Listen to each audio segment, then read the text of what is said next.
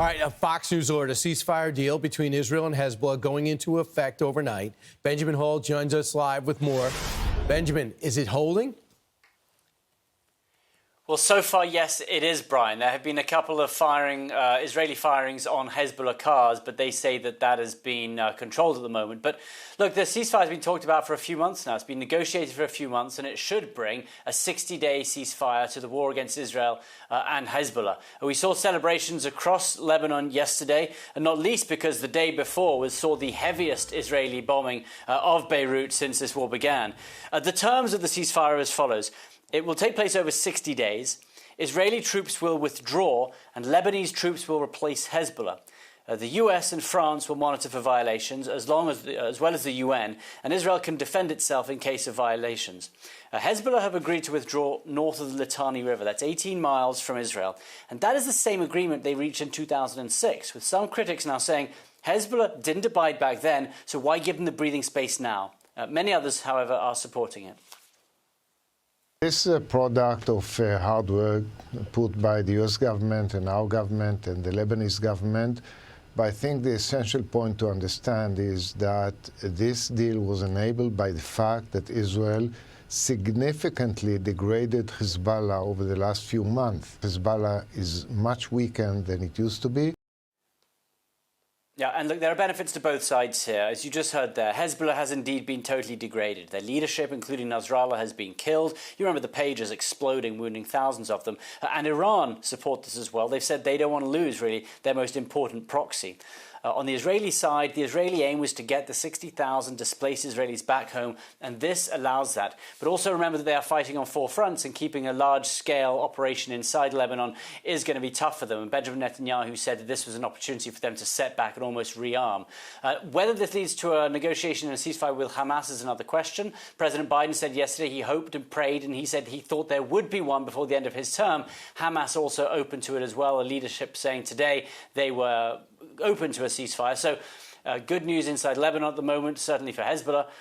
Remains to be seen if Hamas can also reach a ceasefire as well. Brian? Fascinating time, Benjamin. Thanks so much. Shows you what strength can do to bring peace. Jim Hanson is chief editor of Middle East Forum. He served in the U.S. Army Special Forces. Who does the ceasefire work for? It works best for Iran and Hezbollah, and Hamas may be the odd man out here because Israel is going to go back hard at them to try and finish that war. I mean, ceasefires are good, and this was a result of the Biden administration putting a soft embargo on some of the munitions and other supplies that Israel needed, so they couldn't fight a two-front war. I think it's a sign of how desperate they are to have some sort of accomplishment in an otherwise dismal set of failures that's been their foreign policy. But I understand, too, Hamas has never been they immediately, the day of the October 7th attack, immediately Israel starts thinking we're going to go into Gaza. October 8th, Hezbollah shelling starts. So the 60,000 people eventually have to evacuate from the north of their country. If those 60,000 can go back and they can get the IDF a break, what do you think this does for the hostages, the pursuit? And what do you think it means for Iran, who's had their nuclear program damaged and their missile defense destroyed?